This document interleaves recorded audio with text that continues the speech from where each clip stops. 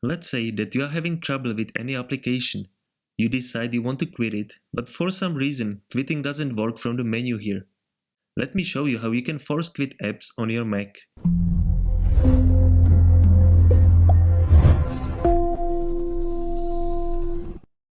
Hi everyone, I am Luke from Apple Online Academy, and if you are new to the channel, hit the subscribe button to learn new things every day. To quit an app, you can simply right-click it in the dock, but if application is not responding, it's not going to work. In this case, there is a way how to force it to quit. You can access it here in the Apple menu on top, or use the keyboard shortcut Command-Option-Escape, which brings up the Force Quit Applications dialog as well. Here it lists all the running applications. You can actually use this as an application switcher.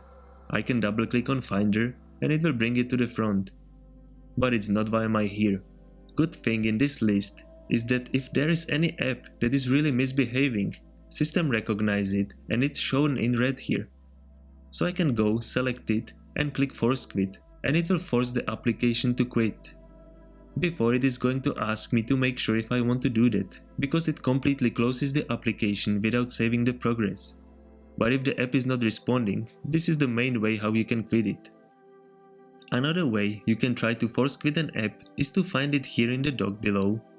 You can right click it, and you will get to the menu with few quick actions including a quick button. But the great thing is that if you hold down the Option key, you can see that the simple quit changes to force quit. And you can use that to basically perform the same thing as using the Force Quit menu we accessed before. If I right click on Final Cut, which is really not responding, it offers me to force quit it straight away. Another way I want to show you to force quit something is to run Activity Monitor.